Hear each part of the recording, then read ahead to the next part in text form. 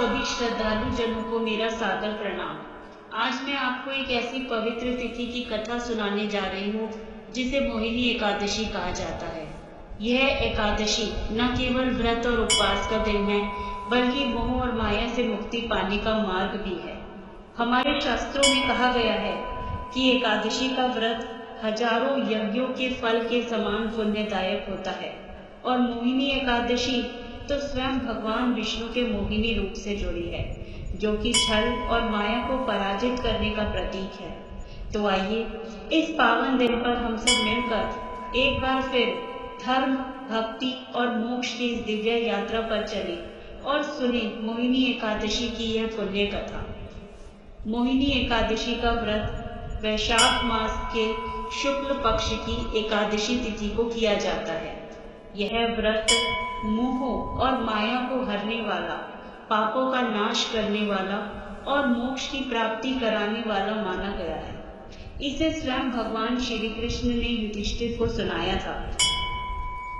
एक बार धर्मराज युधिष्ठिर ने भगवान श्री कृष्ण से पूछा, हे मधुसूदन, कृपया करके वैशाख शुक्ल एकादशी का नाम, उसकी महिमा और व्रत की विधि बताइए।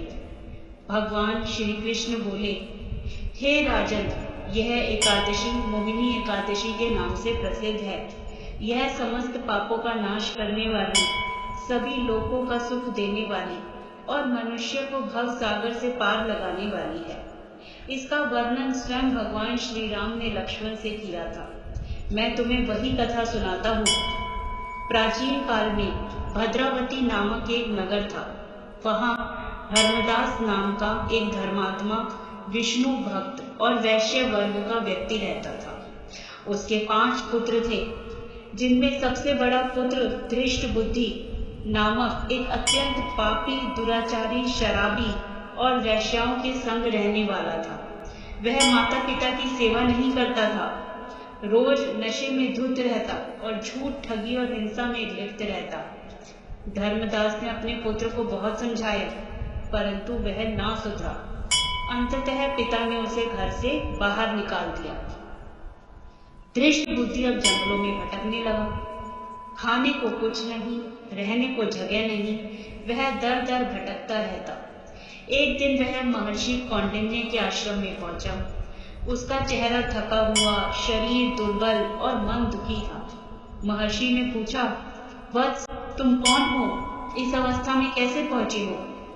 धृष्ट बुद्धि ने रोते हुए अपनी सारी कहानी सुनाई और कहा, हे मुनिवर, मैंने जीवन भर पाप किए हैं। अब प्रायश्चित का कोई मार्ग बताइए जिससे मैं पवित्र हो सकूं। महर्षि कौंडिन्य ने कहा, हे वत्स, यदि तुम सच्चे हृदय से पश्चाताप करते हो तो वैशाख शुक्ल पक्ष की मोहिनी एकादशी का व्रत करो। यह व्रत समस्त पापों को नष्ट कर देता है और मोक्ष की प्राप्ति कराता है। धृष्ट बुद्धि ने महर्षि के निर्देश पर मोहिनी एकादशी का व्रत विधि पूर्वक किया। उसी रात्रि को जब उसने भगवान विष्णु का स्मरण किया, तब उसके समस्त पाप नष्ट हो गए। धीरे धीरे उसका मन पवित्र होने लगा और अंततः वह भगवान विष्णु के परम धाम को प्राप्त हुआ। भगवान श्री कृष्ण ने युधिष्ठिर से कहा, हे राजन, जो व्यक्ति श्रद्धा से मोहिनी एकादशी का व्रत करता है, वह समस्त पापों से मुक्त हो जाता है। जो इसकी कथा को पढ़ता है या सुनता है, उसे अश्वमेध यज्ञ के बराबर फल की प्राप्ति होती है। मोहिनी एकादशी न केवल शारीरिक और मानसिक शुद्धि का माध्यम है, बल्कि यह आत्मा को प्रभु के निकट ले जाने वाला एक श्रेष्ठ मार्ग है। जो श्रद्धा से इस कथा को सुनता या पढ़ता है, उसे जन्म जन्मांतर के पापों से मुक्ति प्राप्त होती है। इस प्रकार मोहिनी एकादशी की यह पावन कथा हमें ये सिखाती है कि चाहे जीवन में कितनी भी पाप या भूल क्यों न हुई हो, यदि हम सच्चे मन से पश्चाताप करें और ईश्वर की भक्ति में लग जाए, तो मोक्ष का मार्ग हमारे लिए भी खुल जाता है। भगवान विष्णु का यह व्रत केवल उपवास नहीं, आत्मा की शुद्धि का अवसर है।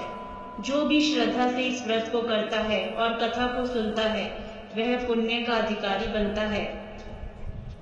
आप सभी का इस कथा को श्रद्धा पूर्वक सुनने के लिए मैं हृदय से धन्यवाद करती हूँ। ईश्वर से प्रार्थना है कि मोहिनी एकादशी का यह व्रत आप सभी के जीवन में शांति, भक्ति और मंगल का प्रकाश लाए। आपके परिवार में सदा सुख, समृद्धि और सद्भावना बनी रहे। जय जय श्री हरि। जय मोहिनी एकादशी व्रत की महिमा।